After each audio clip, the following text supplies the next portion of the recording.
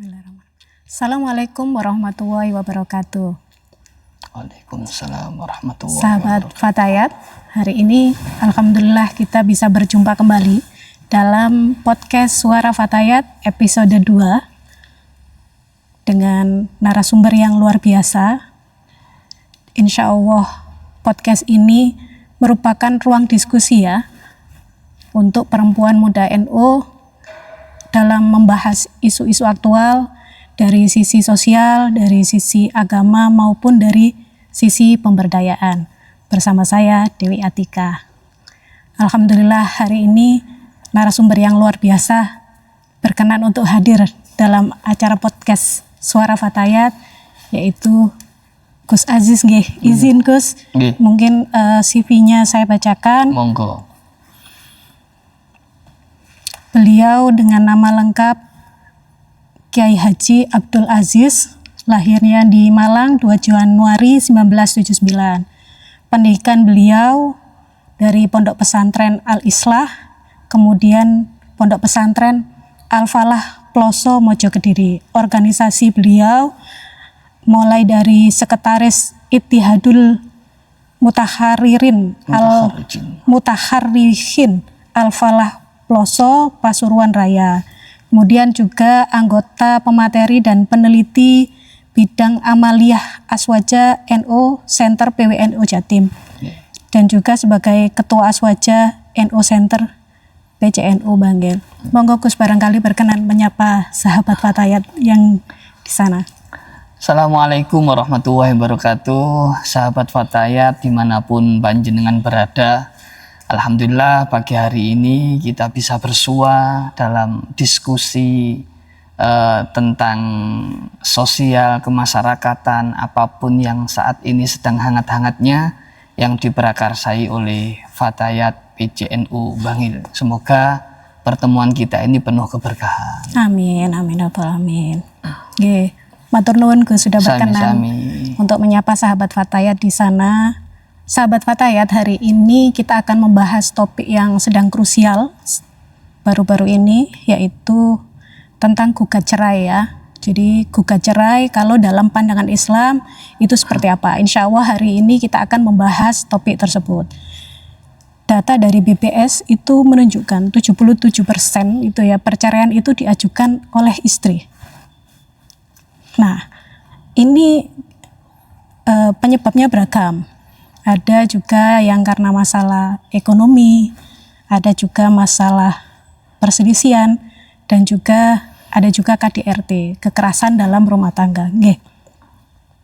Melihat fenomena ini itu penting bagi kita untuk memahami bagaimana Islam itu memandang tentang perceraian gitu ya. Batasannya apa, hak-hak perempuan itu seperti apa gitu ya. Nah Gus, kita mulai dari hal yang paling mendasar nggih. Sebenarnya perceraian itu apa ya istilahnya abhudul halal ya, istilahnya sesuatu yang halal tapi dibenci sama Allah. Betul ngoten nggih Gus? Betul. Nah sebenarnya batasannya itu bagaimana sih Gus supaya pernikahan itu tidak lagi apa ya perceraian itu tidak lagi menjadi jalan keluar gitu ya. Atau mungkin apabila itu jadi jalan keluar, kita tidak jadi dibenci oleh Allah gitu, Gus. Monggo nyuwun pangarahannya, Gus. Yang paling harus kita ketahui dulu adalah tentang hikmah dari adanya pernikahan. Salah satu tokoh besar yang bernama Sayyid Muhammad bin Alawi bin Abbas itu pernah menyatakan bahwa tolak itu bukan sesuatu yang sangat dianjurkan. Tapi tolak atau perceraian adalah satu hal yang tidak bisa dihindarkan sehingga oleh hukum syariat diberi aturan-aturan. Karena pada dasarnya tolak itu adalah solusi terakhir. Solusi terakhir ketika dua hubungan ini tidak bisa dipertahankan. Maka kalau misalnya tolak dikatakan sebagai sebuah solusi, sebenarnya tidak. Bukan ya, bukan solusi. Bukan sebuah solusi. Tapi tolak itu adalah suatu keniscayaan ketika solusi tidak ditemukan. Jalan Kalau akhir saya gitu. menganggap seperti itu. Jadi tolak itu bukan solusi terakhir, tapi tolak itu adalah sebuah keniscayaan ketika solusi tidak lagi ditemukan. Atau kayak pintu darurat gitu, Gus. Darurat, lebih dari darurat. Lebih dari darurat. Lebih dari darurat. Karena kita tahu bahwa tolak itu pasti dimulai dengan pernikahan. Dan pernikahan itu dibangun dengan tujuan-tujuan yang krusial, yang mulia. sangat agung di mata Allah Subhanahu wa taala. Iya, betul. Apalagi di mata manusia. Iya, betul. Kalau kita lihat hikmah daripada pernikahan, hikmah pernikahan yang pertama adalah mewujudkan keturunan. Mengembangbiakkan manusia yang asal usulnya hanya Nabi Adam dan Ibu Hawa, kemudian menjadi banyak dan mengusahakan keturunan-keturunan Nabi Adam dan Hawa itu berada dalam lingkaran hamba Allah, dalam lingkaran umat Nabi Muhammad SAW yang diridhoi. Iya. Itulah kemudian muncul dari akdun nikah. Yang kedua, nikah itu mempunyai hikmah sebagai salah satu penyaluran kebutuhan utama, kebutuhan biologis manusia. Karena setiap manusia adalah hewan dan setiap hewan mempunyai kebutuhan biologis, maka untuk membedakan antara perilaku hewan yang disebut manusia dengan hewan yang bukan lagi manusia, ada yang dilaksanakan namanya akdun nikah. Nikah ini memang pelampiasan birahi, tapi untuk pelampiasan yang diridhoi. Maka kalau sesuatu yang semula adalah suatu pembiasaan, suatu hal yang lumrah, kemudian diikat oleh suatu hal agar menjadi nilai ibadah, pasti ada tujuan mulia di situ. Kemudian yang ketiga, di dalam Al-Quran Allah Subhanahu wa ta'ala mengatakan wa min ayatihi an khalaqalakum min anfusikum azwajal litaskunu ilaiha. Ayat itu menggambarkan bahwa pernikahan bukan hanya sekedar urusan hubungan seksual, bukan hanya sekedar mencari keturunan, tapi di dalam pernikahan ada unsur upaya untuk mendapatkan ketenangan. Dan mendapatkan ketenangan ini juga adalah hal yang sangat urgent sekali bagi umat muslim, umat Muhammad SAW. Yeah. Kemudian di dalam nikah juga ada unsur amanah, seperti yang tergambar dalam ayat Ar-Rijalu Qawwamuna 'alan Nisa al-ayah. Kemudian ada unsur-unsur silatul arham, unsur tolabur rizki, dan unsur-unsur yang lain yang begitu komplit di dalam pernikahan. Maka sebenarnya pernikahan itu adalah sebuah usaha untuk membentuk kelompok manusia dari yang terkecil sampai yang terbesar dengan tatanan yang sesuai dengan apa yang diridhoi oleh Allah Subhanahu wa ta'ala. Yeah, betul. Yang pastinya tidak terlepas dari gelombang ujian dan gelombang hal-hal yang tidak disukai di perjalanannya. Betul. Maka bila gelombang itu muncul, Allah Subhanahu wa ta'ala di dalam syariatnya menganjurkan yang terlibat mencari solusi. Dan ketika solusi itu kemudian tidak ditemukan, entah karena alasan pribadi, alasan egoisme atau apa, maka yang terjadi adalah perceraian. Maka dari awal saya mengatakan perceraian itu bukan solusi sebenarnya. Bukan solusi ya. Perceraian itu adalah sebuah keniscayaan ketika tidak lagi ditemukan solusi. Kemudian tadi panjenengan menyampaikan bahwa Allah tetap menghalalkan tolak walaupun dengan melabeli kata-kata abghadul halal. Abghadul halal illallahi at-tolak. Yang halal tapi tetap dibenci oleh Allah adalah tolak. Kenapa ini harus ada? Karena bagaimanapun juga syariat itu terbentuk untuk menjaga tujuan-tujuan syariat itu sendiri. Yang pertama yaitu tujuan atau maqasidus syariah adalah hifdzuddin, sehingga ketika ada hubungan dalam akad nikah yang tidak sesuai dengan agama diperbolehkan untuk mengadakan perceraian. Kemudian ada hifdzun nafsi, menjaga diri. Jadi kalau di dalam pernikahan ada sesuatu yang membahayakan diri, boleh adanya gitu ya? perceraian. Oke. Kemudian ada hifdzul akli, menjaga akal, menjaga pemikiran, menjaga logika dan lain-lain. Boleh kalau dikatakan membahayakan kesehatan mental nggak itu? termasuk seperti itu, maka boleh terjadi perceraian. Kemudian ada hifdzul irdi, menjaga kehormatan. Jika kehormatan terlanggar di dalam pernikahan, maka boleh mengajukan atau mengadakan perpisahan. Kemudian yang terakhir adalah hifdzul mal, menjaga harta. Dalam pernikahan kalau ternyata tidak ada unsur itu, maka masing-masing dari suami atau istri boleh menjadi pencetus dari perceraian. Nah, ini semua diatur dalam tatanan syariah. Demikian. Jadi kira-kira supaya tidak dibenci itu tadi bagaimana itu? Kalau terpaksa gitu ya, terpaksa harus mengambil keputusan itu supaya tidak dibenci sama Allah itu harus bagaimana gitu? Kira-kira agar tidak menjadi hal yang dibenci oleh Allah. Perceraian itu harus terjadi dengan alasan yang memang diakui oleh syariat. Diakui oleh syariat. Diakui oleh syariat. Kalau cuma alasan-alasan yang hanya mengedepankan egoisme, misalnya karena seorang istri merasa tidak dipenuhi haknya, padahal ternyata dia sendiri juga belum mampu memenuhi hak suaminya, maka hal itu bisa mengakibatkan perceraian yang dibenci oleh Allah. Jadi sudut pandang itu kan bisa berbeda ya Gus ya di sini ya. Terpenuhi atau tidak terpenuhi ini kan tergantung sudut pandang ya Gus. Iya, betul. Sudut pandang yang harus dijadikan patokan adalah sudut pandang syariat. Sudut pandang syariat. Harus. Nah, barangkali ini Gus, sudut pandang syariat ini kita harus mengacu kepada siapa atau bertanya pada siapa gitu Gus?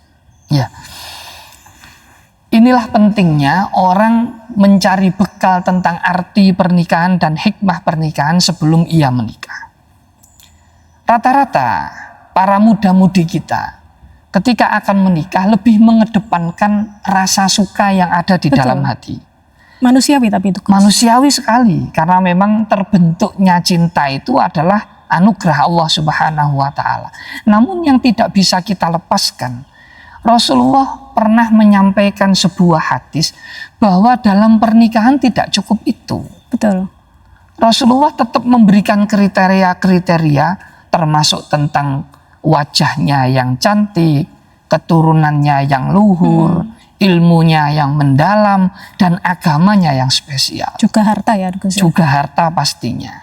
Tapi Rasulullah mengakhiri kriteria-kriteria itu dengan agama. Dengan agama. Artinya apa? Ketika pasangan itu menguasai hikmah nikah dari sisi agama, maka yang terjadi di dalamnya adalah ibadah. Ibadah yang begitu panjang. Beda dengan ibadah sholat yang hanya mungkin 5 menit.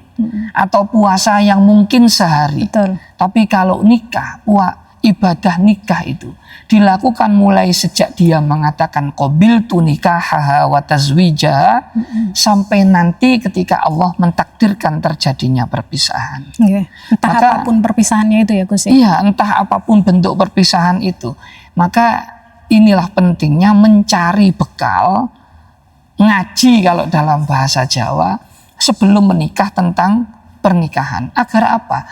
Agar yang menjadi tendensi dalam kehidupan rumah tangganya adalah apa yang digariskan oleh Rasulullah dan apa yang sudah dicanangkan oleh Allah Subhanahu wa Ta'ala, baik yang tertuang di dalam Al-Quran ataupun hadis-hadis Nabi Muhammad Sallallahu Alaihi Wasallam. Baik. Wah, luar biasa sekali ya ini sahabat ya. Penjelasan dari Gus Aziz ini mungkin ini ya Gus ya, bisa menjadi cermin setelah ini. Harapan kami ini kan bisa teman-teman yang mendengar, sahabat-sahabat yang mendengar ini bisa terbersit gitu ya, menjadi wawasan baru gitu ya Gus ya. Iya. Nah ini selanjutnya ini Gus. Jadi bagaimana ya? Ini sudut pandang kami seorang perempuan ya ini Gus ya. Ngapunten ini kalau barangkali ini. Jadi bagaimana apabila seorang istri atau seorang perempuan gitu ya, apabila mengalami masalah dalam rumah tangganya, ya tadi yang juga sudah disebutkan, terus ada KDRT, mungkin masalah ekonomi, memang sudut pandang ya. Dan juga Nyun Sewu akhir-akhir ini mungkin kita lihat di media sosial gitu Gus, ada beberapa wanita yang merasa dirinya posisinya lebih tinggi, nah akhirnya menggugat cerai suaminya gitu. Nah seharusnya sebagaimana seorang istri itu harus mempertahankan rumah tangganya Gus. Iya. Mempertahankan rumah tangga dengan segenap kekuatan, kesabaran yang dimiliki itu adalah kewajiban bagi suami, juga kewajiban bagi seorang istri. Berarti dua sisi harus mempertahankan. Dua sisi harus mempunyai himmah yang sama untuk mempertahankan rumah tangga. Artinya begini, manusia yang dipersatukan dalam rumah tangga itu adalah manusia yang memang dari awal mempunyai dasar dan watak yang berbeda. Kadang dipersatukan itu bukan karena kesamaan dalam wataknya, tapi dipersatukan karena ada persamaan dalam visi misinya atau dalam hal-hal yang lain. Dan itu sangat banyak sekali. Sangat banyak sekali alasan kenapa satu wanita dipertemukan dengan satu pria kemudian diikat menjadi sebuah keluarga. Apa karena wataknya sama? Tidak. Banyak sekali di antara kita laki-laki yang sifatnya keras ternyata mempunyai istri yang sifatnya sangat lembut. Begitu juga sebaliknya. Laki-lakinya lembut, wanitanya keras. Kayaknya mayoritas yang ini. Oh gitu ya, nggak kebalik ya Gus. Nggak kebalik ya Gus ya. Atau mungkin karena alasan lain yang kemudian menjadi bersatu. Yang pasti, ketika ini sudah menjadi bersatu, antara laki-laki dan perempuan bersatu, yang perlu diingat adalah persatuan ini bukan karena apapun. Alasan yang lain itu berada di luarnya. Yang berada di dalamnya adalah laki-laki dan perempuan ini disatukan dengan kalimat Allah. Dengan kalimatillah. Ketika mengakad nikahkan, seorang wali mengatakan misalnya, ya Fauzan uzawwijuka alama amarallahu bihi min imsakin bima'ruf au tasrihim bi ihsan. Yang dibawa adalah kalimat-kalimat Allah. Masya Allah. Maka seharusnya baik suami ataupun istri kembali mengingat selama-lamanya bahwa dia dipersatukan dengan kalimat Allah sehingga mempunyai tugas yang sama untuk mempertahankan keluarga itu. Adapun gelombang yang akan hadir di tengahnya itu merupakan ujian bagi dirinya. Yang laki-laki harus menyadari ujian itu, perempuannya pun juga harus menyadari betul ujian-ujian tersebut. Sehingga ketika laki-laki berada di posisi yang lebih baik daripada seorang wanita, maka laki-laki ini harus bisa mengayomi dengan benar kepada sang wanitanya. Suatu saat ketika wanitanya berada di atas, di posisi yang lebih baik daripada sang prianya, sang wanita harus tetap menyadari bahwa hakikat di dalam Islam, dia tetap berada di bawah suaminya, sehingga tetap mempunyai hukum taat kepada sang suami. Gitu ya Gus ya. Kalau itu keseimbangan itu tetap dijaga, maka tidak akan ada rasa saya lebih hebat daripada dia, saya lebih superior daripada dia, sehingga saya berhak menentukan nasib saya sebagai istri dengan misalnya melepaskan diri dari ikatannya. Naudzubillah min dzalik. Satu contoh, satu ayat saja. Ada sebuah ayat di dalam surat An-Nisa, ayat 128.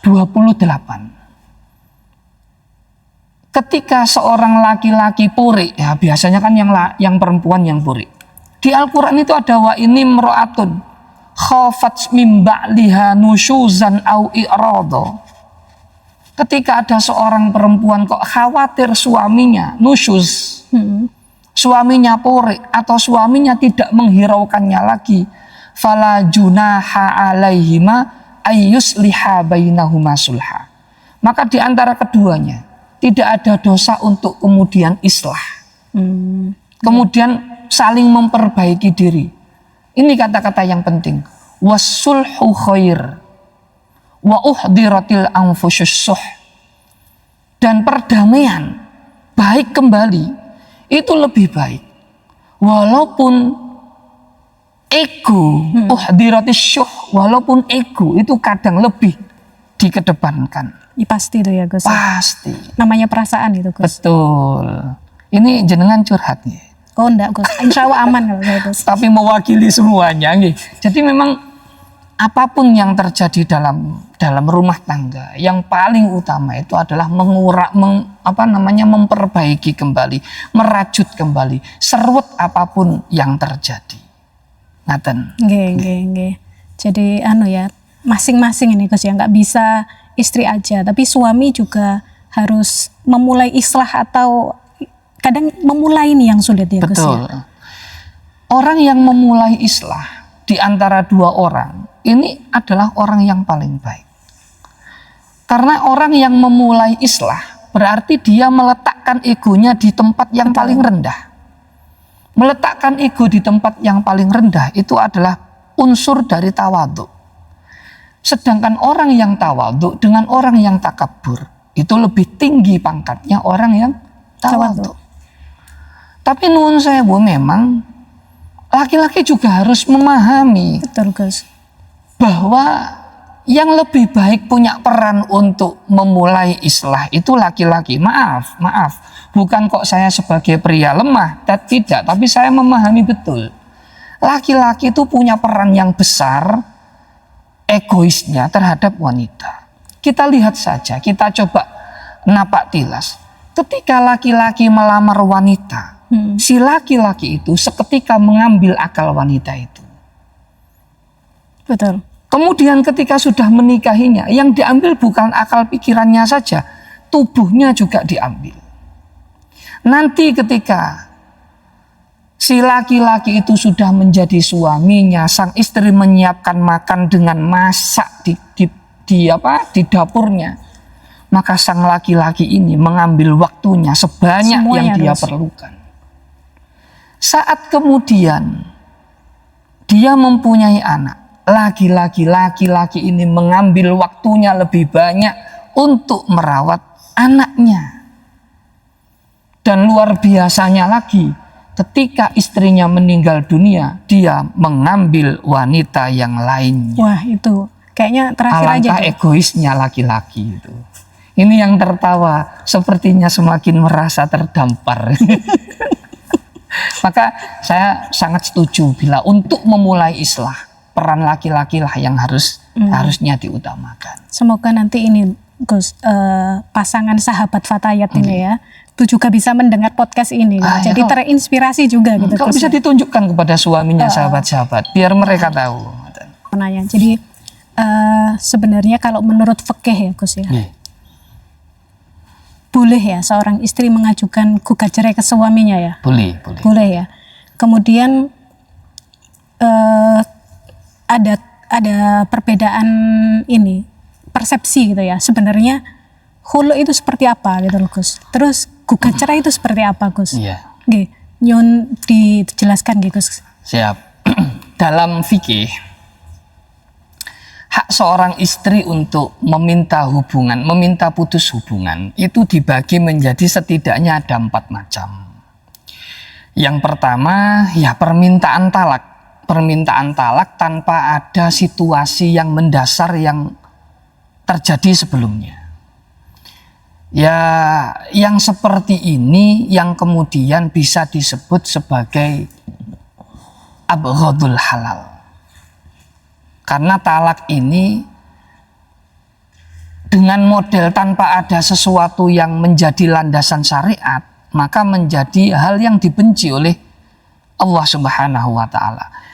Rasulullah Shallallahu alaihi wasallam pernah bersabda, ayyumam ra'atin sa'alat zaujaha tolako ketika ada seorang perempuan meminta kepada suaminya untuk bertalak fi ghairi ma ba'sa, fi ghairi ma ba'sin, dengan tanpa ada alasan atau alasan yang sengaja dibuat-buat, maka faharamun 'alaiha raihatul jannah. Ancaman Rasulullah, maka yang seperti ini haram baginya untuk mencium bau surga. Coba kita bayangkan, ketika ada seorang perempuan, ada seorang istri, tanpa babibu, tanpa ada alasan yang sesuai dengan syariat, mungkin hanya karena dia sudah bosan sama cowoknya, atau mungkin karena sudah ada pil misalnya, pil pahit yaitu ya, pil pria idaman lain misalnya seperti itu, kemudian dia meminta cerai kepada suaminya. Dia meminta cerai saja, itu belum diselesaikan, maksudnya belum disetujui atau tidak, itu sudah mendapat predikat wanita yang diharamkan hidungnya untuk mencium bau surga.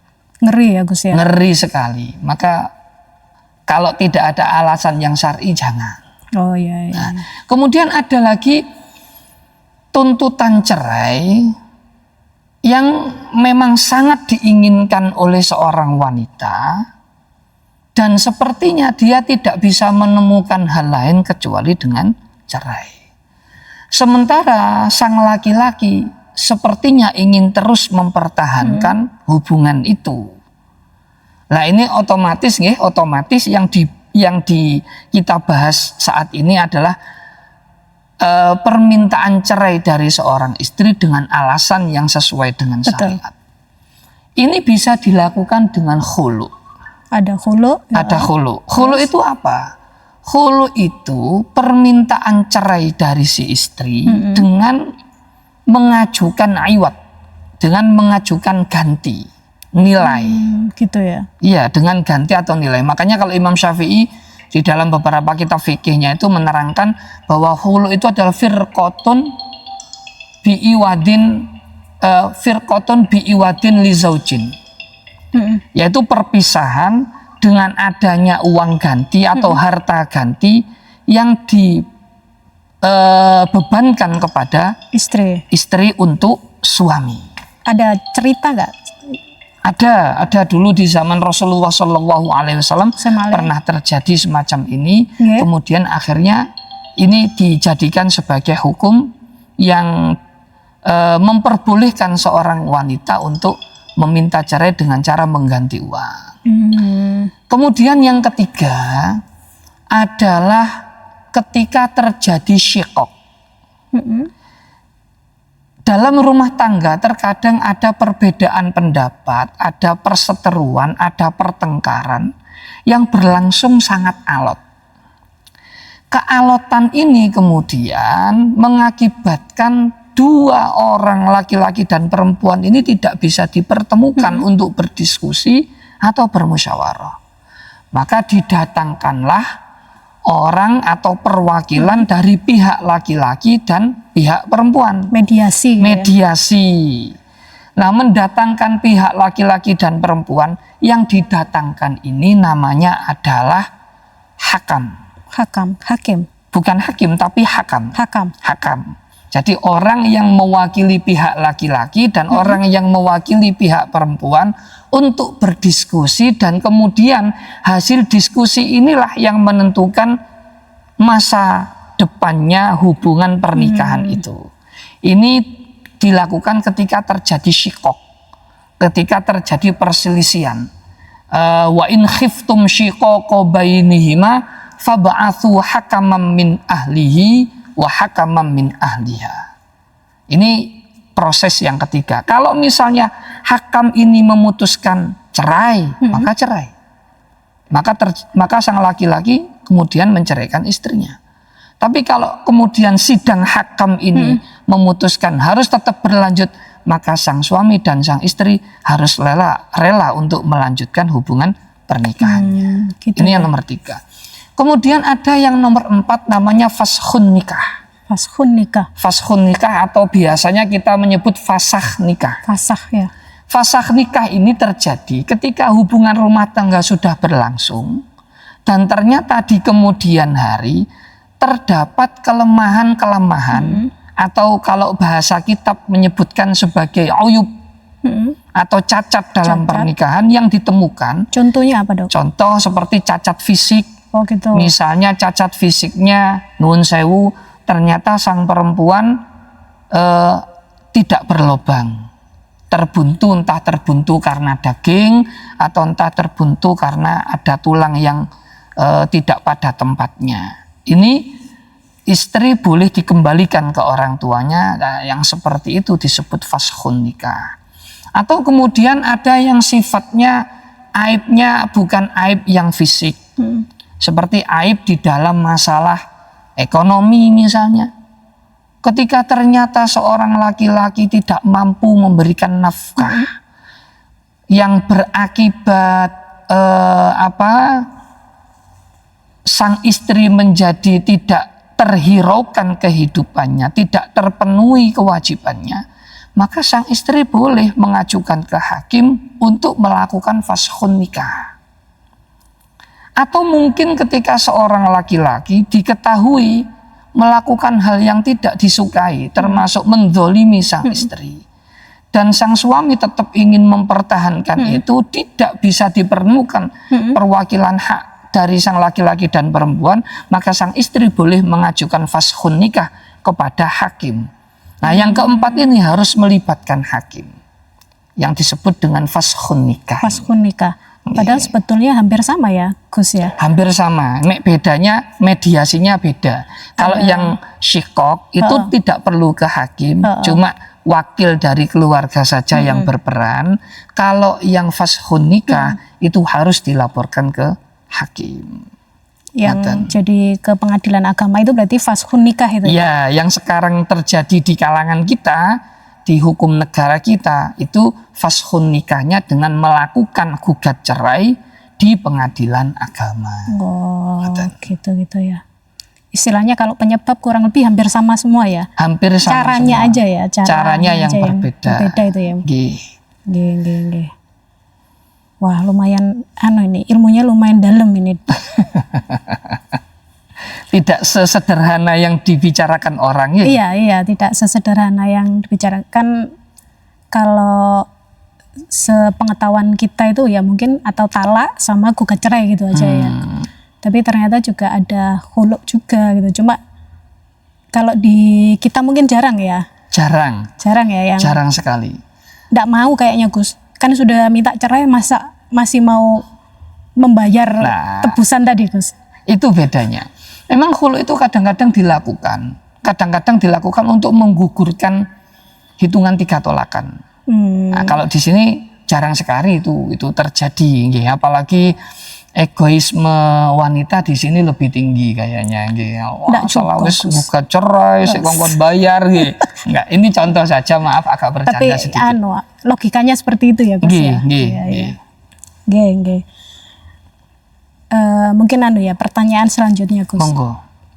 Ini tentang media sekarang, Gus. Jadi ya bagaimana lagi, kita setiap hari itu disuguhi oleh berita dalam media gitu ya.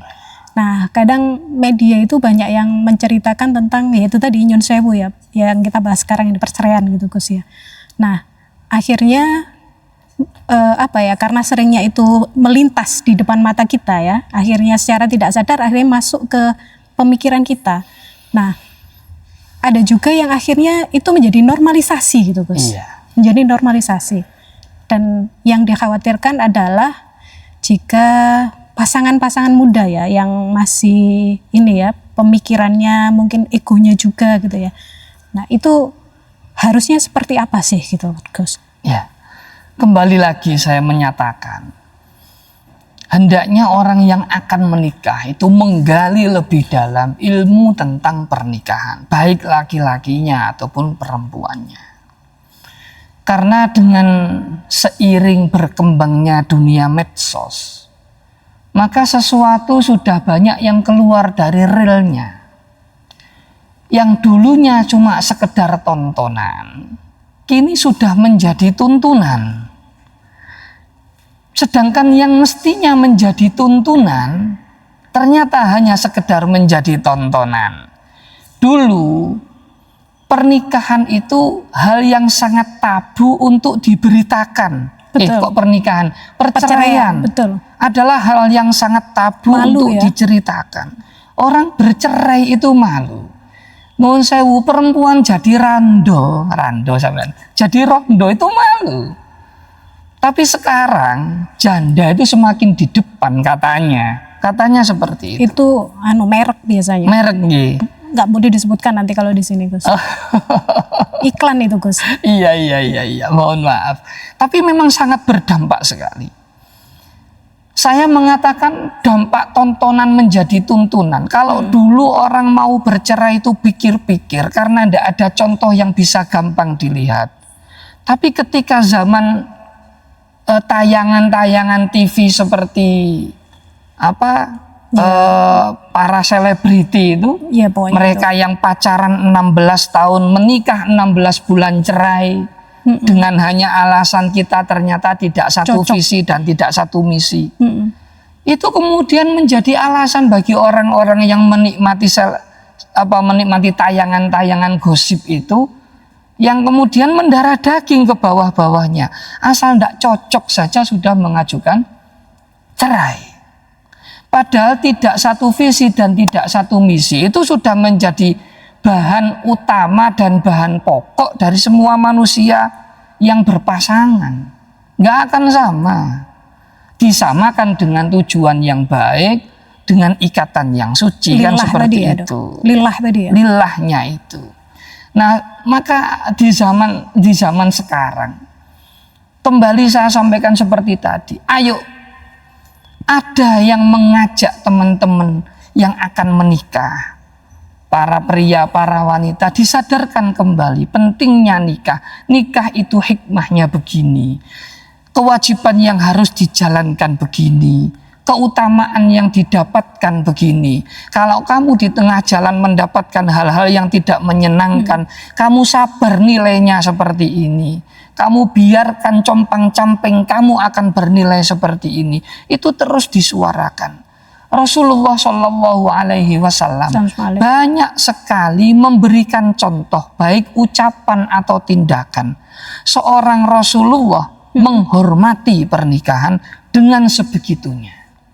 Dengan sebegitunya, dengan melepaskan kehormatan yang beliau terima. Nuwun sewu. Rasulullah Shallallahu Alaihi Wasallam itu afdalul khalqi, makhluk yang paling utama di muka bumi ini. Tapi ketika beliau berada di dalam ikatan pernikahan, seorang istrinya yang waktu itu akan dibawa mengikuti perjalanan ke medan perang tidak sanggup untuk naik onta yang telah disediakan. Rasulullah seketika itu juga menundukkan dirinya, menyiapkan pahanya untuk dijadikan pijakan oleh istri. Wah, luar biasa ya contohnya. Ini contoh yang luar biasa. Sedangkan sekarang panjenengan suaminya bawa sepeda motor saja, istrinya telat naik boncengan, marah-marahnya sudah luar biasa. Atau mungkin sudah sampai di tujuan, istrinya tidak segera turun, marah-marahnya luar biasa. Kalau nunggu istrinya belanja, Dok, kelamaan, Gus? Ya tergantung saling pengertiannya. Oh, gitu ya. Jadi ini yang harus dipelajari terlebih dahulu. Betapa pentingnya sinergitas antara suami dan istri untuk menjalani keharmonisan yang tidak akan dalam waktu singkat selesai. Pasti butuh waktu yang lama. Nah, kalau pasangan sudah saling memahami tentang betapa pentingnya dia memenuhi kewajiban, betapa lebih pentingnya dia memenuhi kewajiban daripada menuntut hak, maka dia akan tahu betapa pentingnya mempertahankan keluarga seharmonis mungkin untuk bisa menjadi keluarga yang sakinah, mawaddah, rahmah, barokah min yaumina hadza ila yaumil qiyamah fil jannah. Nah, nyun sewu niki, Gus. Zaman dulu apa ada contohnya juga ketika nyun sewu, barangkali dulu ada yang laki-lakinya KDRT tapi istrinya mempertahankan rumah tangganya gitu. Terus nilai, kan tadi jangan menyebutkan tentang nilai ya. Terus nilainya itu seperti apa gitu? Iya. Kalau contoh secara realistis banyak. Tapi disamarkan dengan kesabaran seorang wanita. Nuwun sewu. Wanita itu ndak usah di KDRT, sebenarnya sudah sengsara. Gitu ya Gus ya. Nun sewu loh, ini saya bicara fakta. Wanita tanpa di KDRT itu sebenarnya sudah sengsara. Yang pakai baju tiap harinya suami, yang mencuci tiap harinya juga istri. Yang kemudian terlihat bekerja susah payah memang suami. Padahal mondar-mandirnya istri dari depan ke belakang, gerakan tangannya, semuanya itu kalau dikerjakan suami pun tidak akan sanggup melakukannya. Ibu rumah tangga itu lebih capek. Iya, lebih capek. Saya mengatakan ini ya mungkin karena situasinya saya di tengah-tengah perempuan ya. Tapi memang kenyataannya kan demikian memang.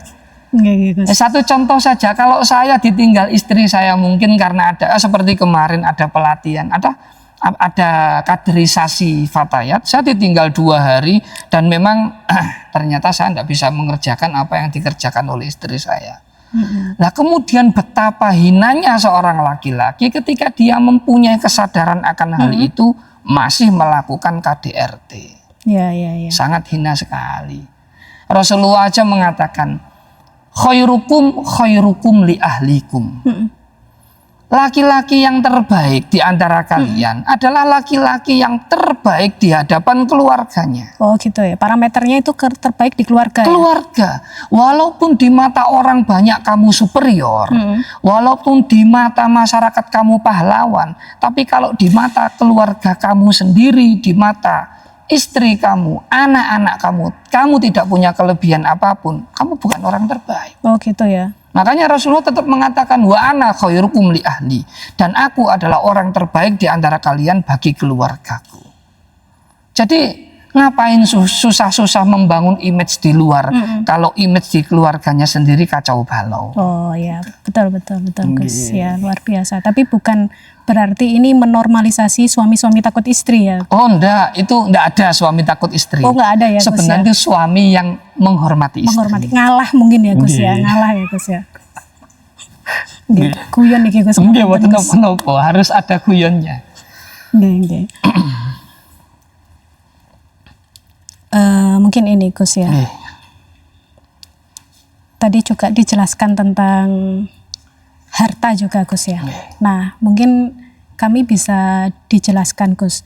Kalau misalnya ini ya, misalnya itu tadi keputusan ya sudah itu tadi ya sudah niscaya tadi ya, akhirnya meminta perceraian. Nah istri itu masih punya hak atau tidak atas harta itu Gus? Oh. Dalam permasalahan harta yang ditinggal di lingkungan rumah tangga itu ada 2 macam harta. Satu, harta yang dimiliki secara pribadi masing-masing. 2, harta yang dimiliki berdua. Atau kalau harta yang dimiliki berdua ini biasanya diistilahkan dengan gonogini. Nah, kalau harta yang dimiliki oleh masing-masing, maka masing-masing ya menafkahkan sebagaimana mestinya. Artinya ketika misalnya ada sepasang suami istri yang masing-masing punya pekerjaan sendiri-sendiri. Istri ketika mendapatkan gajinya untuk dirinya. Oh gitu ya? Karena dia tidak punya kewajiban menafkahi suami. Nah, kemudian kalau suami beda lagi. Uangnya suami ini akan menjadi haknya si istri ketika diberikan kepada si istri. Ketika diberikan, awas. Jangan sampai terikat oleh omongan wanita-wanita di luar sana, duitku, duitmu, duitku. Nah itu jangan. Karena ada itu ya, duitku, iya, betul itu, duitmu, duitku. Oh, iya, betul, enggak. betul. Yang menjadi duitku itu yang diberikan. Suami ketika menafkahkan kepada istrinya, maka yang diberikan oleh suami ini milik si istri. Jaluk mana gak oleh. Nggak boleh. Kalau misalnya ini Gus, ini sharing ya. Misalnya istri itu seperti bendahara ya. Nah dalam kalau keluarga, itu berarti gitu menitipkan, bukan menafkahkan. Oh beda ya? Beda. Istriku, aku gajinya 4 juta. Ini tak berikan ke kamu, atur aja. Itu nafkah apa bendahara? Itu menitipkan kalau itu seperti itu. Menitipkan. Jadi istilahnya kalau biasanya ada bapak-bapak nih ya, jadi ya udah dikasih semua gajinya gitu. Tapi kalau beli rokok mau berangkat gitu ya bensin gitu ya Gus ya. Sebenarnya itu menitipkan saja, menitipkan untuk dikelola, menitipkan untuk dikelola. Sehingga kalau menitipkan untuk dikelola, maka tidak terlepas dari kesepakatan yang dibangun bersama. Harus ada kesepakatan dulu ya. Pasti. Contoh misalnya, Dek, ini gajiku tak kasihkan kamu semua, tak titipkan kamu semua. Nanti ongkosku berangkat kerja nanti kamu kasih aku ya. Listrik kamu bayar, sekolah anak-anak kamu bayar. Kan gitu Gus. Makan belanja kamu yang ngatur, kan begitu. Kalau ada sisanya buat kamu, kan begitu ya. Oh gitu ya. Biasanya kan begitu biasanya. Kalau ndak ada sisa, kalau kurang ya kamu cari utangan dulu. Nah gitu ya Gus ya. Jadi itu pengelolaannya itu belum ada yang dinafkahkan itu. Itu bukan nafkah itu berarti. Bukan. Berarti caranya bagaimana untuk mengaturnya? Caranya ambil cara yang ini Mbak sahabat-sahabat Fatayat. Ya kamu jatah aku berapa 1 bulan. Oh gitu ya. Langsung ngomong. Langsung. Jatahku berapa gitu ya. Ya. Paling enak seperti itu, tapi paling afdol lagi ikhlas menerima apapun yang diatur oleh suami. Oh gitu. Ya. Ya soalnya kan zaman itu kan semakin berkembang. Barangkali gaji itu kadang juga melalui transfer gitu ya. Nah si istri tahu tuh berapa gitu ya. Nah misalnya ini Gus, ginyun saya bung barangkali ada bapak-bapak yang nggak semuanya dikasihkan ke istri. Nah istrinya mapat-mapit ini dok. Kan Gus mapat-mapit untuk mengatur keuangan gini. Nah itu boleh nggak istri itu kurang ini mengeluh gitu, kurang ini ya gitu, boleh nggak gitu? Kewajiban suami untuk menopang seluruh kebutuhan keuangan dalam rumah tangganya.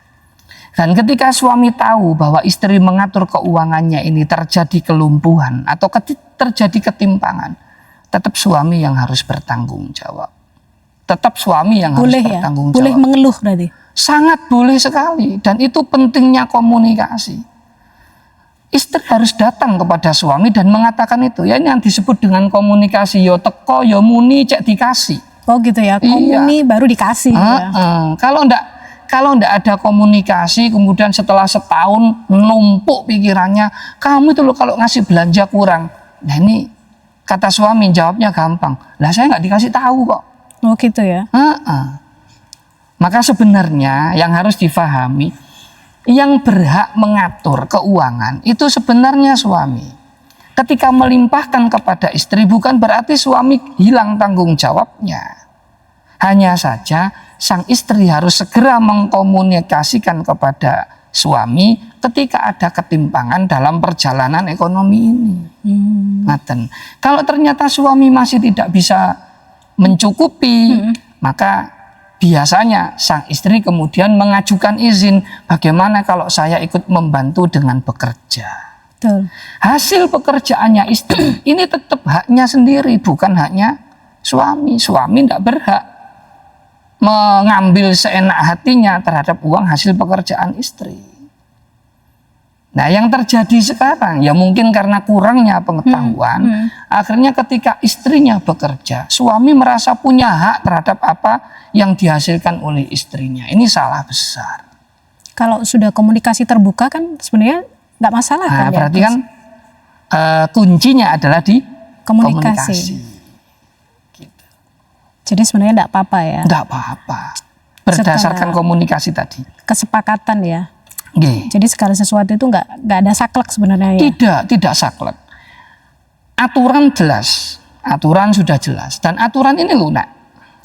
Satu contoh yang wajib memberikan zakat fitrah dalam sebuah keluarga adalah suami.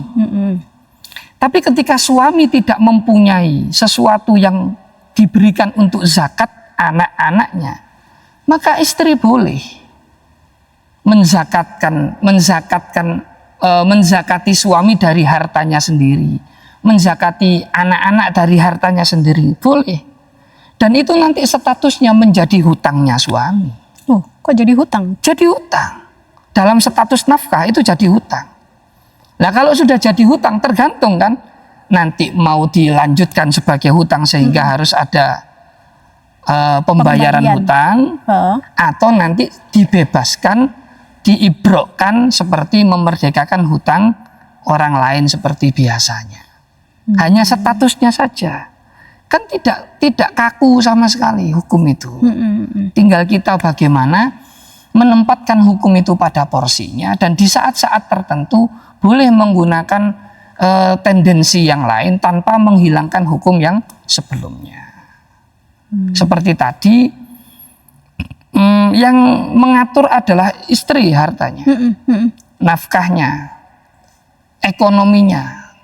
Walaupun sebenarnya yang berkewajiban adalah suami. Tidak apa-apa, tidak apa-apa. Karena itu sudah dirembuk, sudah dibicarakan, sudah menjadi sebuah persetujuan. Kesepakatan ya. Kesepakatan, tidak apa-apa. Padahal awal hukumnya adalah yang menjadi milik istri hanya yang diberikan saja. Kan gitu. Okay. Itu kalau masalah ini ya, kalau masalah harta. Terus kalau sekarang ini tentang iddahnya, Gus. Tetap ada iddah, Gus? Tetap. Semua perceraian itu ada iddahnya. Semuanya. Perpisahan itu tetap ada iddahnya, tetap ya? Entah ada apapun iddahnya. itu ya. Apapun itu bentuknya. Entah itu perceraian yang secara langsung suami menceraikan, atau kemudian difasakh nikah oleh hakim, atau kemudian diceraikan oleh suami melalui proses syikok, itu semua ada iddahnya, termasuk khulu. Malah khulu ini disebut sebagai tolak bain sughra. Oh, sughra. Khulu ini disebut tolak bain sughra. Sehingga di masa iddah tidak bisa kembali. Di masa iddah tidak bisa kembali. Selepas iddah untuk kembali boleh, tapi harus dengan akad yang baru. Kan semua juga tetap akad yang baru, Gus. Kalau ditolak selain khulu enggak. Oh gitu ya. Tolak itu selagi masa iddah, rujuk dengan mengatakan, sayang aku mau balik kepada kamu, mau enggak? Mau, sudah. Oh, enggak pakai nikah lagi? Enggak pakai nikah lagi kalau di masa iddah. Baru kalau sudah di luar iddah harus binikahin, jadi dengan nikah yang baru. Kalau khulu enggak ada kesempatan rojaiyah, enggak ada. Harus menunggu iddahnya selesai, misalnya iddahnya salah satu kuru kan, 3 kali sucian. Kalau 3 kali sucian itu ditempuh dalam masa 3 bulan, maka dalam masa 3 bulan itu dia baru bisa kembali ke istrinya. Yang khulu. Kalau yang lain ketika masih tolak 1, tolak 2, yang disebut sebagai tolak rojai, ini asalkan iddah belum habis, dia kembali dengan langsung mengatakan rojak tuki, selesai. Oh gitu ya. Sudah bisa. Kalau yang ini yang melalui pengadilan agama sama. Kalau pengadilan agama mengatakan itu sebagai tolak rojai, maka dengan cukup mengatakan rojak tuki selesai. Cuma permasalahannya begini. Permasalahannya di pengadilan agama terkadang mengesampingkan hukum fikih yang berlaku di mazhab Syafi'i misalnya. Pengadilan agama itu kan sekarang menggunakan kompilasi hukum Islam. Betul, atau KHI. Iya, memang. Sehingga ketika sang suami di rumah mengatakan, aku menceraikan kamu cerai 3. Betul. Ini kan jadinya 3. Ya. Tapi di keputusan pengadilan tetap dihukumi 1. Nah, ini permasalahan yang membingungkan. Kalau mengikuti KHI berarti kita nuwun sewu, zina itu. Apa memang seanu itu ya? Nah, rumit itu dibahas di kalangan mereka. Kalau kita untuk lebih hati-hatinya, lebih baik langsung mengikuti. Kalau memang keputusannya tolak 3, disampaikan tolak 3, ya sudah. Yang kita ikuti adalah konsekuensi tolak 3. Itu lebih hati-hati. Padahal kalau emosi itu kan kadang nggak kerasa gitu ya. Nah, emosi dalam hal ini berpengaruh pada wukuknya tolak. Pada emosi yang sampai membuat orang itu hilang ingatan. Sampai dia tidak menyadari kata-katanya sama sekali. Tidak menyadari kata-kata orang lain. Kalau di dalam fikih disebut sebagai ghadab yang syadid. Yang mendekati junun sudah. Maka istilah emosi tidak bisa dijadikan acuan. Karena orang menganggap dia emosi saya sudah berlebihan. Itu individualis. emosi seseorang dibandingkan orang yang lain ini ternyata punya karakter yang berbeda. Saya mendelik tok itu sudah emosi luar biasa. Bagi orang Padahal lain. bagi orang lain itu baru emosi ecek-ecek. Nah kan tidak bisa jadi aturan kan, tidak bisa jadi patokan seperti itu. Sehingga yang paling penak dibuat patokan adalah yang zahir saja. Soalnya nahnu nahkumu bidzawahir. Ketika dia sudah mengatakan saya cerai kamu cerai 3, ya itu yang pakai, yang dibulati yang itu untuk menjaga kehati-hatian dalam berhubungan. Tapi kalau istilah gugat cerai itu nggak ada 3 kali ya Gus ya. Cuma istilah talak aja yang 3 kali ya. Maka banyak teman yang mengatakan untuk persidangan agama di kalangan kita itu hanya sah secara administrasi. Tapi secara hukum pelaksanaan dianjurkan untuk mengikuti hukum fikih yang waqi'i yang sudah dilakukan oleh ulama-ulama kita demi menjaga kehati-hatian tersebut. Gitu. Jadi kalau sudah kayak begini tuh ya nggak mudah ya. Setelah perceraian tidak ada yang mudah. Tidak ada yang mudah. Tidak ada yang mudah. Kalau ada orang bilang bahwa setelah bercerai kita hidup akan lebih mudah, saya yakin tidak seperti itu. Tidak Kalau semudah ditutupi, yang dibayangkan itu. Tidak semudah yang dibayangkan. Sayyid Muhammad bin Alawi bin Abbas malah menyebutkan perceraian itu sebagai sumber dari sumber dari kekacauan. Orang yang semula berpikir dengan menikah itu akan mendapatkan ini, maka ketika bercerai semua itu pupus. Pertentangan, bahkan aib yang semula terjaga ketika bercerai bisa diobrak-abrik di luaran sana. Seperti yang banyak terjadi di media sosial, banyak ya. Baik saat berhubungan ketika bercerai, Masya Allah, luar biasa. Malu kan, itu sebenarnya kan aib itu ya Gus ya. Betul. Ya agak berat ini ternyata ya Gus ya. Ya lumayan. Agak berat ya. Lumayan. Ya cuma itu tadi, kalau misalnya masalahnya masih masalah yang ini penyebabnya. Cuma kadang kalau saya secara pribadi sudut pandangnya kalau KDRT itu yang agak sulit ya.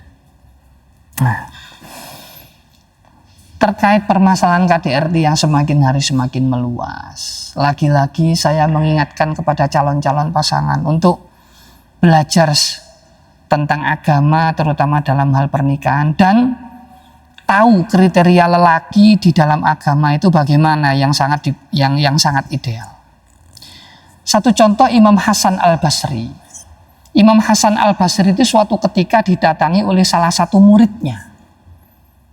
Muridnya datang untuk menanyakan perihal putrinya. Dia mempunyai seorang putri yang sangat cantik sehingga banyak pria yang ingin mempersuntingnya. Saking bingungnya sang murid ini, akhirnya dia datang ke Imam Hasan Al-Basri dan menanyakan, "Syekh, lelaki yang bagaimana yang pantas dan harus saya terima sebagai menantu saya, sebagai suami anak saya?" Imam Hasan Al-Basri kemudian mengatakan, "Mimmayyattaqillah." Simple. Carilah laki-laki yang paling bertakwa kepada Allah. Alasannya simpel. Alasannya sangat simpel. Fa in ahabbaha akromaha wa in abghadaha lam yadhlimha. Laki-laki yang bertakwa itu ketika cintanya masih berkobar-kobar kepada istrinya, maka dia akan memuliakannya sedemikian mulia. Wa in abghadaha, dan ketika dia sedang dalam keadaan membenci istrinya, betul, lam yadhlimha, dia tidak akan pernah berbuat zalim kepada istrinya. Jadi laki-laki kalau sudah mencintai, jenengan insya Allah tahu sendiri, apapun yang diminta dikasih. Bucin soalnya. Bucin. Istilah sekarang bucin. Tapi ketika benci lah ini bahaya. Ada yang ketika benci, ketika marah, padahal hanya hal yang sepele saja sudah main pukul. Betul. Nah ini zalim namanya. Nah orang yang bertakwa tidak akan melakukan itu. Itu kata gitu ya? Imam Hasan Al-Basri. Maka dalam sebuah pepatah Arab itu ada pesan untuk perempuan, untuk wanita, tazawwaji rojulan. Menikahlah dengan laki-laki. Yang bagaimana? Idza hawartihi wajadtihi hakimah. laki-laki yang ketika engkau ngobrol dengannya, engkau menemukan kebijaksanaan pada dirinya. Wa idza ghadaba minki kana halima. Laki-laki yang ketika marah kepadamu, kamu melihatnya orang yang bijaksana. Wa idza dhafira birizkin kana karima. Laki-laki yang ketika mendapat rizki, dia adalah orang yang paling dermawan di muka bumi ini. Dan laki-laki yang wa idza wa'adaka aufa walau kana wa'duhu azima. Dan laki-laki yang ketika dia berjanji kepadamu, dia akan memenuhi janjinya walaupun janjimu sebesar apapun itu. Iya, iya. Ya itu sih Gus. Cuma pria ideal gitu.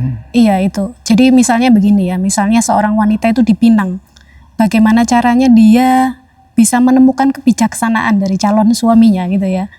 Terus yang itu tadi Gus, yang paling penting itu menurut kami sebagai perempuan, kalau suami terlalu dermawan, nah ini Gus, kalau dermawan sama istri enggak apa-apa Gus, kalau dermawan sama semua, ya ikut mumet nanti istrinya Gus. Untuk mendapatkan, untuk menilai seorang laki-laki itu bagaimana memang tidak mudah. Dan itu tidak harus dipastikan. Kalau dalam bahasa usul, bukan bi'ilmil yakin, tapi cukup dengan bihusnidzon. Tapi husnidzon itu tidak dibangun dengan semena-mena. Imam Nawawi misalnya di dalam kitab Al-Adhkar lin Nawawi sampai memperbolehkan ghibah dalam 10 permasalahan. Salah satu permasalahannya adalah ketika orang tua mencari menanyakan sifat dari orang yang akan menikahi jadi putrinya. Menantunya gitu ya. Iya. Oh gitu. Boleh ghibah. Misalnya perbolehkan. Ada seorang laki-laki melamar anak saya. Saya tanya, "Kamu orang mana?" "Orang Bangil," misalnya. "Bangil mana?" "Masangan." Misalnya seperti itu. Maka saya pikir, saya punya teman di Masangan Ning Iza. Ya sudah. Saya tanya ke Ning Iza, "Ning, saman tahu orang ini? Saman tahu keluarganya? Baik atau buruk? Kalau baik tolong ceritakan baik, kalau buruk tolong ceritakan buruk." Padahal menceritakan buruknya orang lain kan ghibah. Untuk alasan itu tidak termasuk ghibah. Oh gitu ya. Iya. Oh iya, baik luar biasa ya. Ini banyak ilmu baru ini ternyata ini Gus. Ilmu lama sebenarnya tapi belum diketahui. Iya. Luar biasa ini. Ini insya Allah terakhir mungkin pertanyaannya monggo. ya.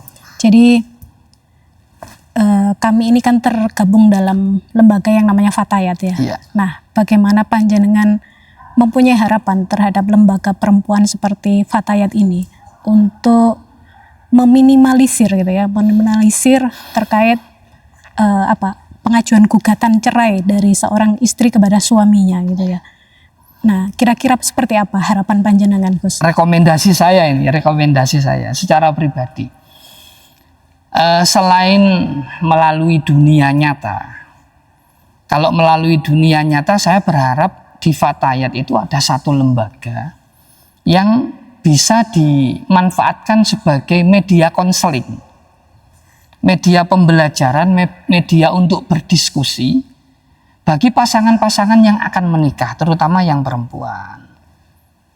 Nah, nanti ini tujuannya untuk memberikan bekal terhadap calon pengantin, bagaimana cara menjalani hubungan rumah tangga, apa saja hak dan kewajibannya, kemudian bagaimana tindakan-tindakan yang harus dilakukan ketika ada hal-hal yang tidak disukainya, yang ditemui di tengah-tengah perjalanan bahtera rumah tangganya.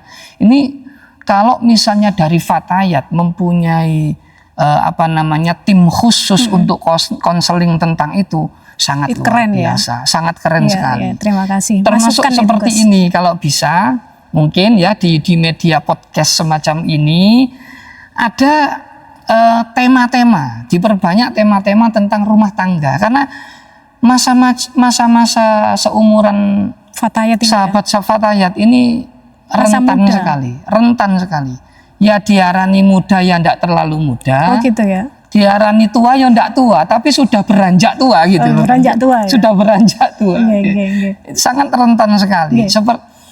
pasti permasalahan-permasalahan akan semakin banyak berkembang seiring dengan kemajuan teknologi yang melampaui batas. Kalau dulu komunikasi bisa dibatasi, sekarang membatasi komunikasi itu hal yang hampir mustahil diwujudkan. Betul, Gus. Nah, perlunya Fatayat sebagai lembaga kepemudaan pemuda wanita sangat hebat sekali kalau misalnya di antara panjenengan semua ada yang menjadi tim khusus untuk memberi konseling, memberi pemahaman dalam bahasa Jawa halusnya ngaji tentang pernikahan, sehingga membentuk calon-calon pasangan ini menjadi calon-calon yang siap menjalani pasangan, bukan hanya siap menjalani cinta. Betul. Karena kalau cinta itu bisa datang kapan saja, bahkan di umur-umur saat senja. Oh iya gitu ya, Gus. Oh iya, pasti itu. Bisa. Mungkin bisa bisa kolaborasi dengan KUA ya. Betul. Gitu ya? Kalau kolaborasi bisa dengan siapa saja. Oh gitu ya. Untuk lembaga yang terkait dengan kantor urusan agama bisa. Atau mungkin dengan di lembaga PCNU itu ada LKKNU. Nah, itu juga bisa combine juga. Yang penting tujuan utamanya adalah